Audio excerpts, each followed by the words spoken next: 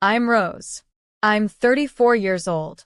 And the day I walked into my home and saw a handwritten note taped to my little girl's bedroom door that said, "We gave your dog away," I realized my own family, my own blood, had crossed a line I could never, ever forgive. This story is intense. It's painful.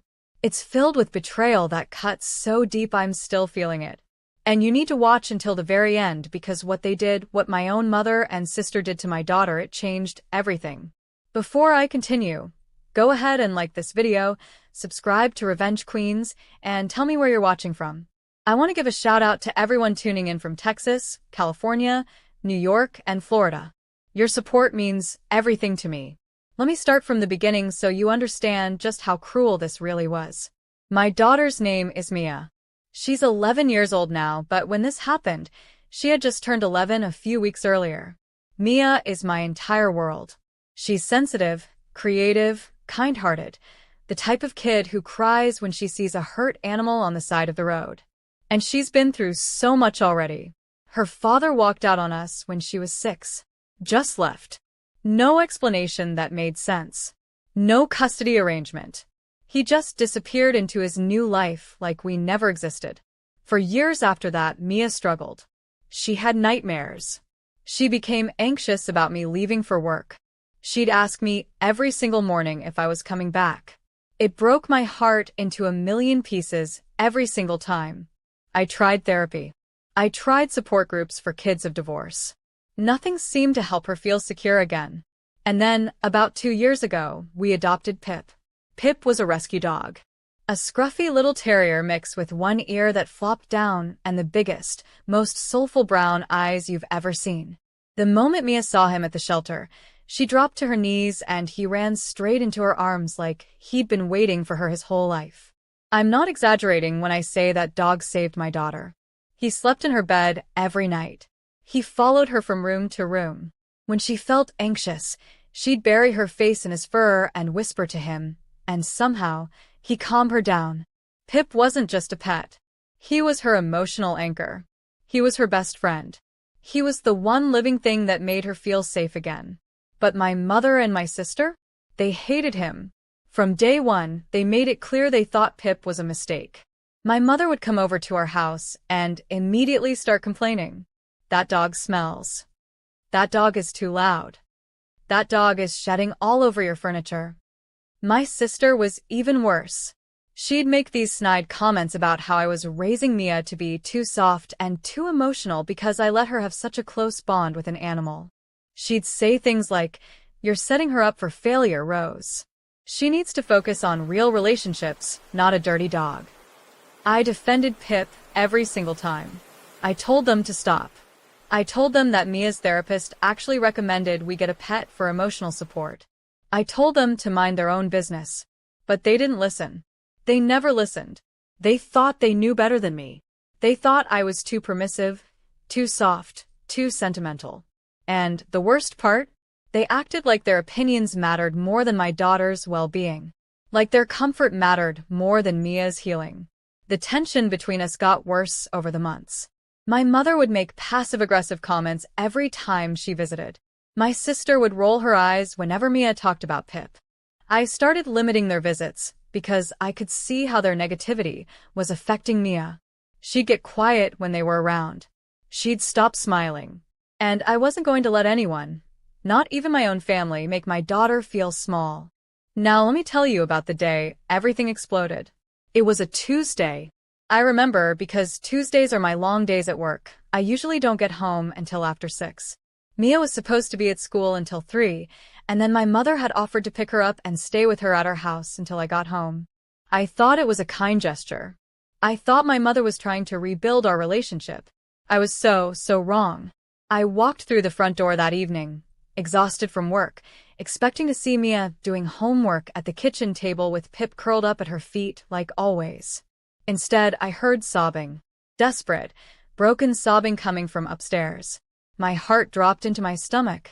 I ran up the stairs, calling Mia's name, and I found her sitting on the hallway floor outside her bedroom door, her face buried in her knees, her whole body shaking with sobs. And then I saw it, taped to her bedroom door, with clear packing tape. A handwritten note on a piece of torn notebook paper. The handwriting was my sister's. I'd recognize it anywhere. The note said, "We gave your dog away." 5 words. 5 simple, cruel, devastating words. I stared at that note for what felt like an eternity, my brain refusing to process what I was reading. We gave your dog away. Not Pip ran away. Not there was an accident. They gave him away. On purpose. Deliberately. They took my daughter's dog, her emotional support animal, her best friend, her source of comfort, and they got rid of him like he was garbage. I ripped the note off the door and knelt down next to Mia. She threw her arms around my neck and sobbed into my shoulder, and I could barely understand what she was saying through her tears. They took him, Mom.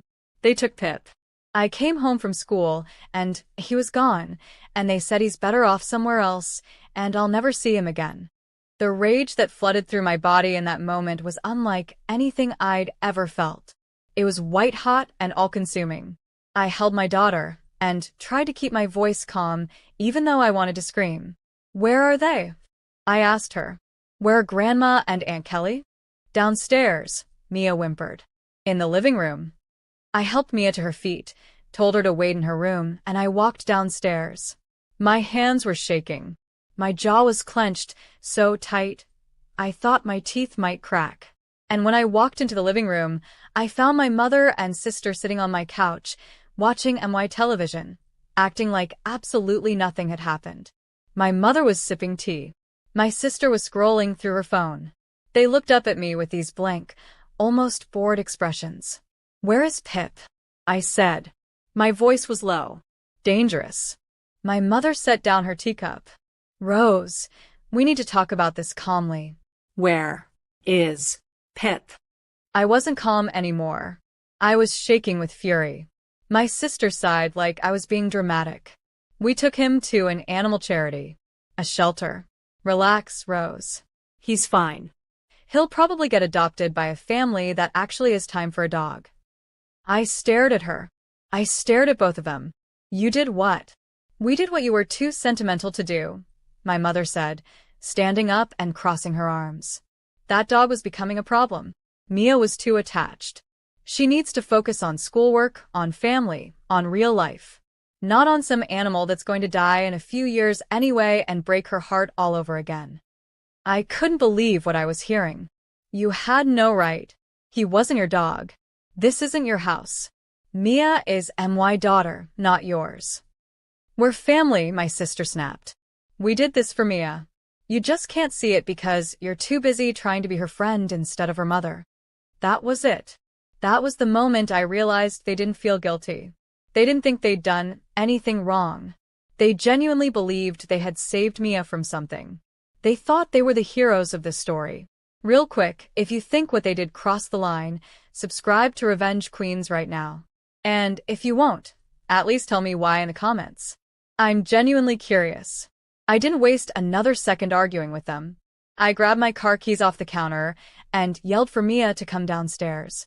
She appeared at the top of the stairs, her face streaked with tears, her eyes red and swollen.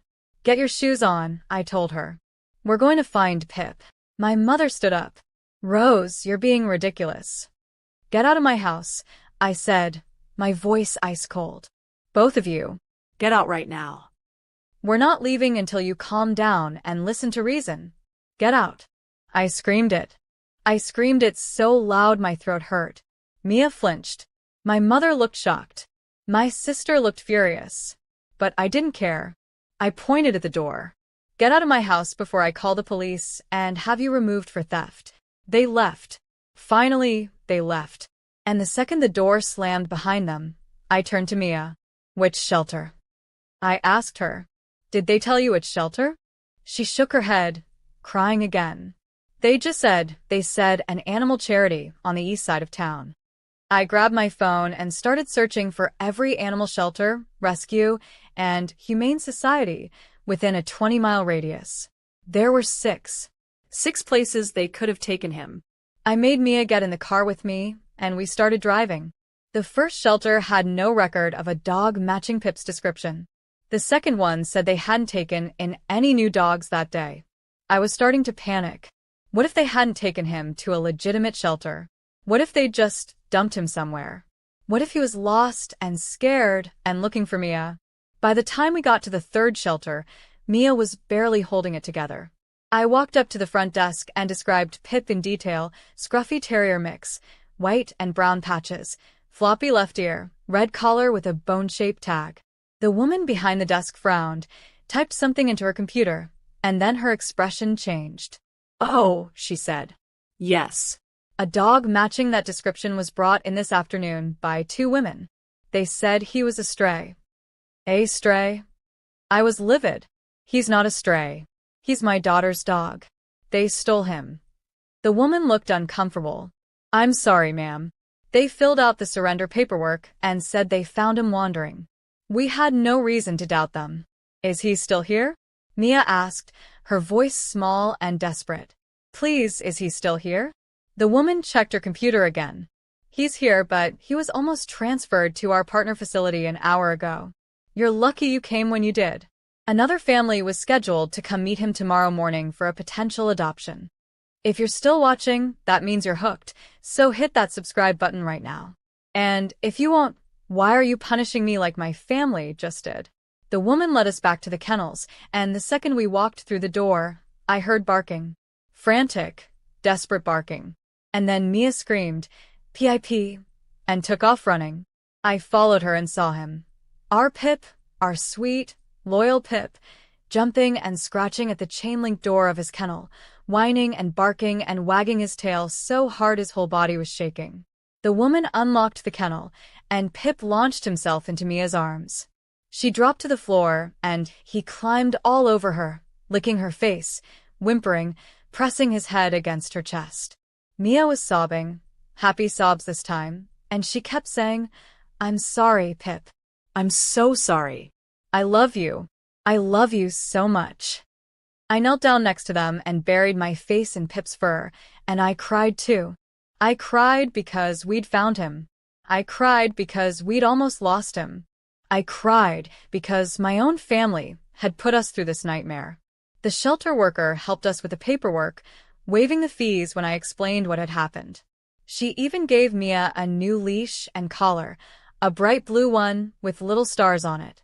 "Take care of him," she said, looking at Mia with kind eyes. "He's a lucky dog to have you." We drove home with Pip sitting in Mia's lap in the back seat, and for the first time all day, I saw my daughter smile. A real, genuine smile.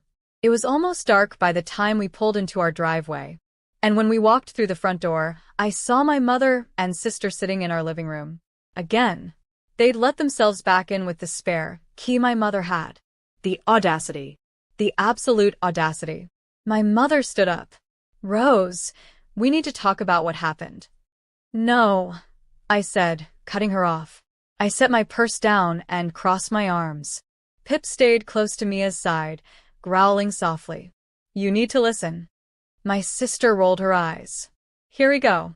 The dramatics." "What you did today," I said, my voice shaking with controlled rage, "was cruel. It was unforgivable. You went behind my back, you traumatized my daughter, and you stole her dog. You didn't ask. You didn't discuss it with me. You made a decision that wasn't yours to make about a member of my family. It's a dog, Rose," my mother said dismissively. "You're overreacting. It's not just a dog," I shouted. Mia grabbed my hand, and I squeezed it. "He's Mia's best friend. He's the reason she feels safe. He's the reason she stopped having nightmares. And you took him away from her like he was nothing, like her feelings were nothing." "We did it for her own good," my sister said defensively. "She was too dependent. You don't get to decide what's good for her. You're not her mother. I am." Hey, if you think Mia deserves better relatives, subscribe to Revenge Queens right now. And if you refuse, at least write your reason in the comments. I'm genuinely curious. My mother's face hardened. "You're being unreasonable. We're family, Rose. We were trying to help." "Family doesn't do what you did," I said coldly. "Family doesn't hurt a child on purpose. Family doesn't betray trust like that. So here's what's going to happen. You're no longer allowed to be around Mia unsupervised. Ever. If you want to see her, it'll be in a public place with me present. And if you ever pull something like this again, you won't see either of us again. Do you understand? My sister's face turned red. You can't do that. You can't just cut us off. Watch me. My mother stood up, her lips pressed into a thin line. You're making a mistake, Rose. You're going to regret this. Family is everything, and you're throwing us away over a dog. No, I said, my voice steady. You stopped being family the moment you tore my daughter apart on purpose. Now get out. And leave your key on the table. They didn't argue this time. They didn't try to guilt me. They just left. My sister slammed the door. My mother didn't even look back. And for the first time in years, I felt like I could breathe. If you've ever had to protect someone you love from toxic family members, subscribe right now. And if you won't, tell me why. I'm listening. That night, Mia slept in my bed with Pip curled up between us. She held onto him like he might disappear again if she let go.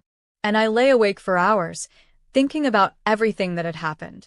I thought about how my own mother and sister had shown me exactly who they were. I thought about how I'd almost been too late to get Pip back. And I thought about what kind of example I wanted to set for Mia about boundaries, about self-respect, about standing up for the people and animals we love. The next morning, I called a friend and asked if Mia and I could stay with her for a few weeks. I needed space. I needed to protect my daughter from any more surprise visits or manipulations. My friend said yes immediately, and that afternoon, we packed our bags.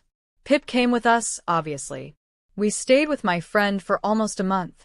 During that time, I blocked my mother's and sister's phone numbers. I blocked them on social media. I changed the locks on my house. And I enrolled Mia in therapy again, this time with a counselor who specialized in family trauma.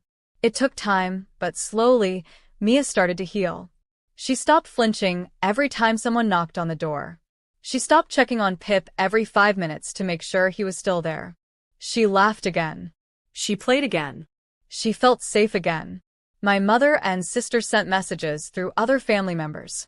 Guilt-trippy messages about how I was tearing the family apart and being selfish and overreacting to a simple mistake. I didn't respond to any of them. I didn't owe them explanations.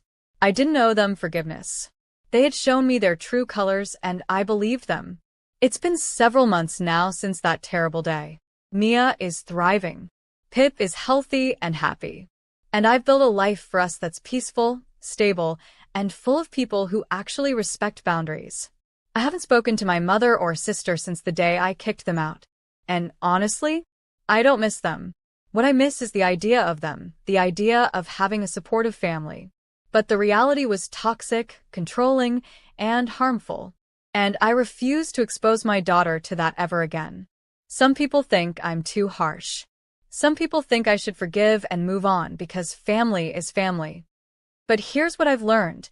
Family is earned by loyalty, by love, by respect. It's not just about blood. And anyone who would hurt my child, who would deliberately cause her pain and then act like it was for her own good, doesn't deserve a place in our lives. So that's my story. That's how my own mother and sister gave away my daughter's dog and destroyed any chance of having a relationship with us. If you made it this far, thank you for listening. Thank you for witnessing this. If you want to support me and hear more stories like this, subscribe to Revenge Queens, hit the like button, and drop a comment telling me what state or country you're watching from. I reply to early comments, and I love hearing from you. And if you've ever had to cut off toxic family members to protect someone you love, tell me your story in the comments. You're not alone. I see you, I hear you, and I'm standing with you. Until next time, stay strong, stay fierce, and never let anyone make you feel guilty for protecting the people you love.